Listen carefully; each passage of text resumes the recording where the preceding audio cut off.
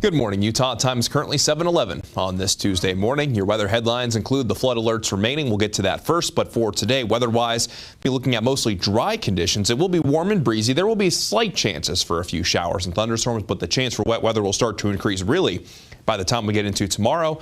Then a pretty good chance, especially in northern Utah, as we get into our Thursday and Friday. We'll talk more about that in just a minute, but we will begin with our ongoing flood concerns, where the flood warnings still encompass the Bear River below the Woodruff Narrows, the Sevier River near Hatch, and the Logan River near Logan. And a flood warning tells you that either flooding is occurring now or it is expected. Flood watch tells you that flooding is a possibility. That includes the Duchesne River near Mighton.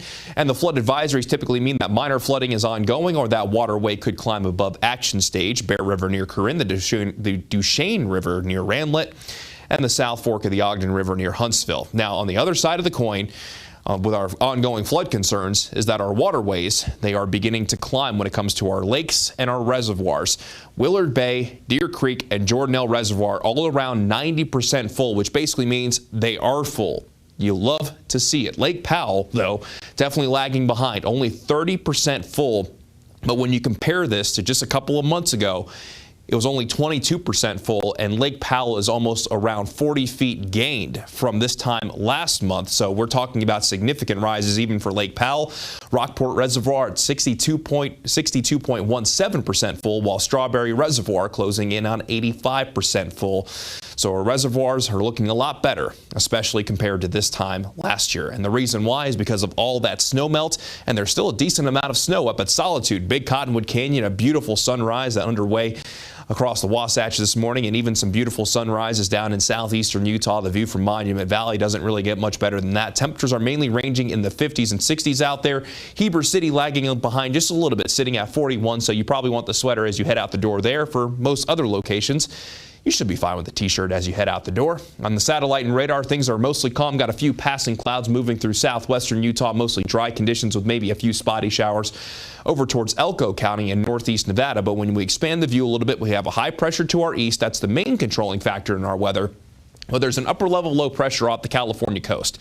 As we go from tomorrow into Thursday, that's going to move its way in our direction, and the chance for wet weather will start to increase. But as for today, basically a carbon copy of what we saw yesterday, where there will be the chance for a few isolated showers and thunderstorms in the northernmost portion of our area, even including along the Wasatch front. Not everybody finds wet weather, only maybe about a 10 to 20% chance, but like we saw yesterday afternoon, a storm popped up over the Oakers and rolled into the Salt Lake Valley. We could see something very similar for this afternoon. So again, most of you will get through the day with mostly sunny to partly cloudy skies, but there will be at least that slight chance that an isolated shower or thunderstorm will find you. Well, let's go ahead and put this into motion. Begin the FUTURECAST at 11 o'clock this morning, or at 8 o'clock this morning, and stop it at 11 o'clock this morning. Still looking at mostly dry conditions. Winds will mainly be out of the southwest, so those winds will be increasing as we go from this morning into the afternoon. Then spotty showers and thunderstorms generally favoring the high country through the heart of the afternoon into the evening. But then the chance for wet weather comes to an end as we go into tonight.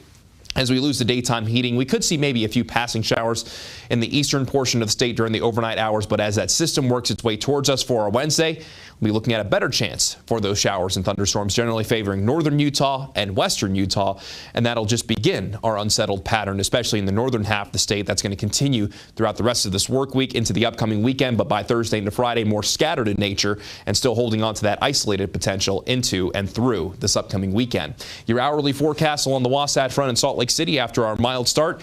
Temperatures will be in the middle 70s by 11 o'clock this morning, and then those temperatures climbing to the low and mid 80s. Again, holding on to that slight chance for a few pop-up showers and thunderstorms. Daytime highs across the state mainly going to range in the 70s and 80s. If you're in the high country in northern Utah, you might see a few spots topping out in the upper 60s.